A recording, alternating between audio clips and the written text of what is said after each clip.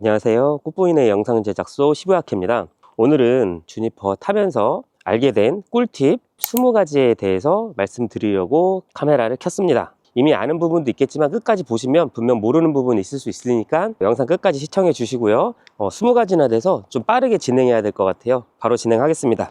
첫 번째, 러기지 스크린 수납입니다. 여기 보시면 좀 지저분한데 여기 보시면 러기지 스크린이 있습니다. 보통 일반적으로 이렇게 돼 있으신데 이렇게 쓰다가 큰 짐 실을 때 이걸 빼기가 애매하잖아요. 그래서 이거를 집에다 보관하시는 분들도 꽤 많으시고 이쪽에 하단에 접어서 보관을 할 수 있게 돼 있거든요. 보관하는 꿀팁을 말씀을 드리면 이거를 이쪽으로 이렇게 밀어서 넣습니다. 이렇게 넣으시면 이렇게 됩니다. 이렇게 밀어서 넣는 방법 있으시고 접어서 이렇게 놓으셔도 됩니다. 그래서 러기지 스크린 이렇게 보관하고 운전하시면 편하시거든요. 네, 이런 방법 하나, 꿀팁 하나 말씀드렸습니다. 다음은 두 번째입니다. 다른 영상에서 말씀드렸던 건데 꿀팁을 지금 모으는 거니까 또 말씀을 드릴게요. 실내 카메라 가리개입니다. 실내 카메라 가리개 이거 알리에서 구입해서 많이들 하시거든요. 근데 이거를 저는 지금 보시면 세로로 달았습니다. 세로로 단 이유가 보통 광고나 이거 판매 페이지 보면 가로로 돼 있는데 세로로 하셔야 되는 이유가 지금 눈에 보이지 않지만 이쪽이랑 이쪽에 적외선 센서가 있습니다. 그 적외선 센서를 가리기 때문에 이렇게 세로로 붙여야 된다는 거 한 가지 말씀드렸습니다. 다음은 세 번째, 뒷좌석 시트에 관련된 겁니다. 이렇게 여기서 접으시잖아요. 이렇게 접습니다. 접히고 있죠. 보시면 저희가 평탄화가 180도 되지는 않습니다. 근데 이걸 평탄화를 좀 차박하면서 더 원하시는 분들이 있으시거든요. 그럴 경우 여기서 이 버튼을 한 번 더 누르면 살짝 더 접힙니다. 보여드릴게요. 네, 더 접히죠. 그래서 평탄화를 좀 더 원하시는 분들은 여기서 한 번 더 눌러주시면 접힌다는 거 말씀드렸습니다.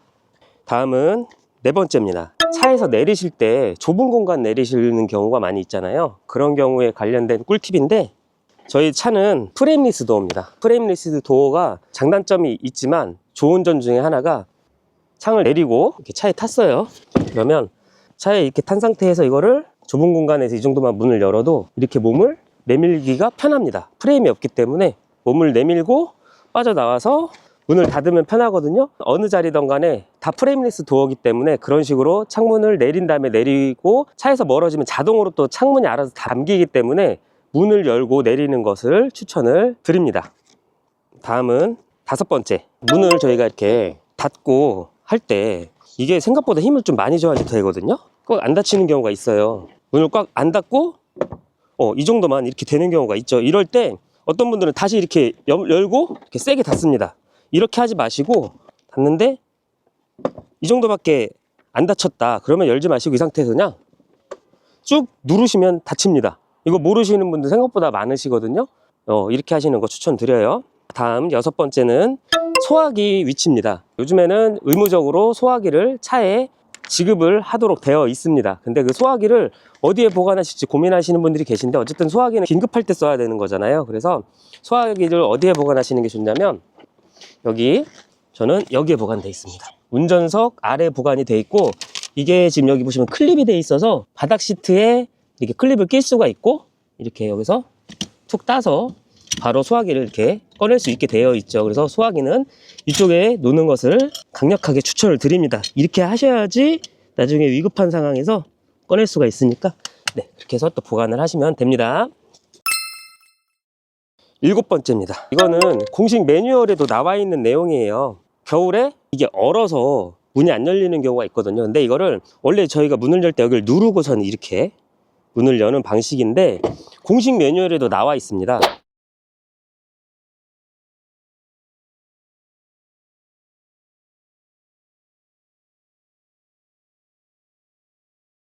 여기가 얼었을 때는 여기를 누르지 마시고 여기를 누르시면 됩니다. 이렇게 누르면 뒷문도 보여드릴게요. 이렇게 누르면 살짝 이렇게 움직입니다. 이렇게 눌러서 얼음을 깨라는 게 공식 매뉴얼에도 나와 있습니다. 겨울에 차문이 열리지 않고 얼었을 때는 이런 식으로 하는 거 추천을 드립니다. 다음은 트렁크 높이를 조정할 수 있는 건 아시죠? 제가 원하는 위치에서 이 버튼을 길게 누르시면 저장이 됩니다. 이렇게 누르면 띵 소리 났죠? 이렇게 해서 저장이 되는데 근데 이게 위치별로 저장이 됩니다.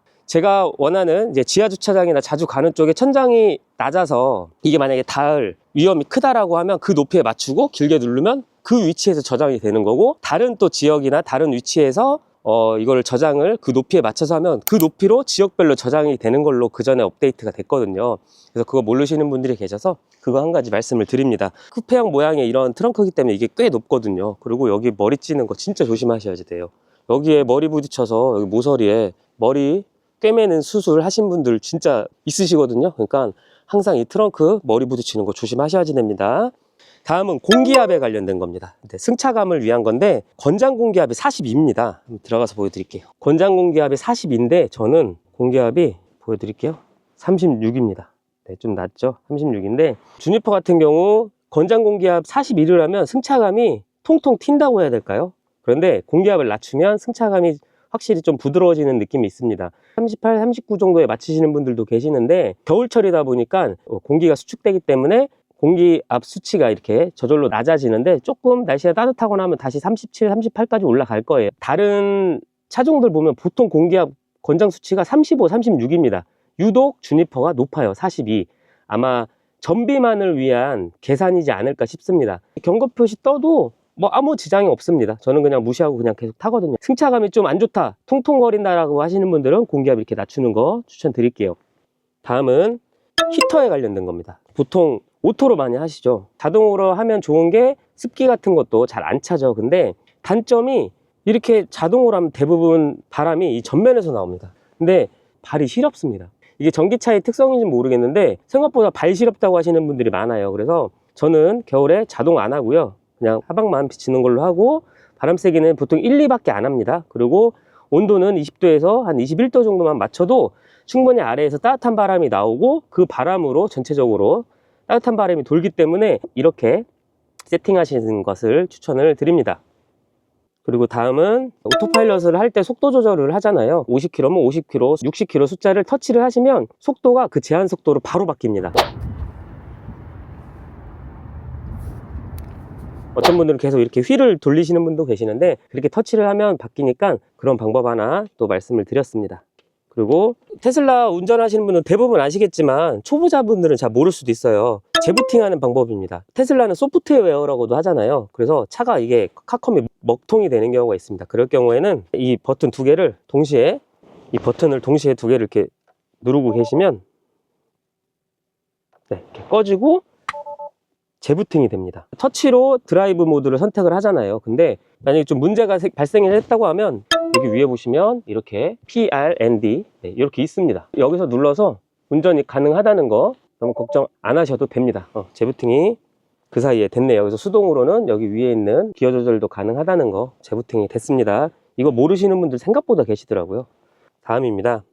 다음은 어라운드 뷰 할인입니다. 저희가 어라운드 뷰가 있기는 있습니다. 이렇게 보면 어라운드 뷰가 있죠. 좀 부실한 어라운드 뷰입니다.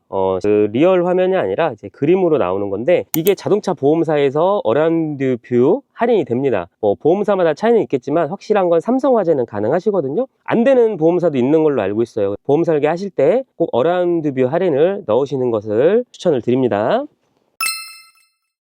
15번째입니다. 저는 이렇게 차 키를 네, 이렇게 여기다가 하나씩 갖고 다닙니다. 카드키가 2개가 있죠. 테슬라 차량이 좋은 점이 핸드폰 하나로 운행이 가능하잖아요. 이 카드를 뭐 지갑에 갖고 계시는 분도 계시겠지만 하나는 차에다 놓는 것을 추천을 드립니다. 이게 만약에 갑자기 차가 고장 난다거나 사고가 나면 키를 맡겨야 되는데 이 키가 없어서 다시 집에 다녀오는 경우들이 꽤 있거든요. 모르시는 분들이 계시는데 이거 이쪽에다가 여기다가 놓으면 차 키가 들어간 거예요. 또 문 여실 때 이쪽에 태그하면 차 문이 닫히고 열립니다. 다시 보여드릴게요. 네, 이게 뭐 당연한 건데 어떤 분들은 핸드폰으로만 운행을 하다 보니까 이 카드키를 어떻게 해야 될지 모르시는 분들이 계시긴 하더라고요.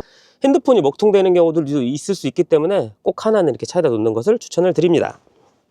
다음입니다. 저희는 블랙박스를 뭐 사고가 나거나 하면 당연히 영상 저장된 게 보이는데 혹시나 사고가 났거나 어떤 장면들 운행을 하다가 어떤 특별한 이벤트가 있을 때 그 상황을 저장을 하고 싶잖아요. 그러면 이 크락션을 한번 세게 딱 누르면 저장이 되는 게 가능합니다. 크락션을 누르면 소리 들리시죠? 방금 띠 하고 소리가 나면서 한 번 더 이렇게 돌면서 여기 갑자기 저장되어 있는 표시가 들리죠? 체크 표시 들리세요. 이렇게 해서 블랙박스에 저장이 되거든요. 근데 이거는 설정을 안전에 들어가면 여기 블랙박스 하고 나와 있고 끔, 수동, 자동 경적시 있죠. 이걸 체크를 해주시면 클락션 버튼을 누르면 누른 순간 전 영상부터 저장이 됩니다. 정말 중요한 순간은 그렇게 클락션을 누르셔서 영상을 저장을 하시는 걸 추천을 드립니다. 다음은 17번째입니다. 턴 시그널을 이렇게 누르면 이렇게 화면이 나오죠. 화면이 나옵니다. 이렇게 하면 이쪽으로도 가고 이렇게도 갑니다. 이거 모르시는 분들 생각보다 많으세요. 그리고 여기 X를 누르면 삭제도 됩니다. 자기한테 맞는 위치에 이게 놓으시면 되고, 또 이 차가 몇 킬로나 달릴 수 있는지 또 확인할 수 있는 게 여기 지금 배터리 표시 있잖아요. 84.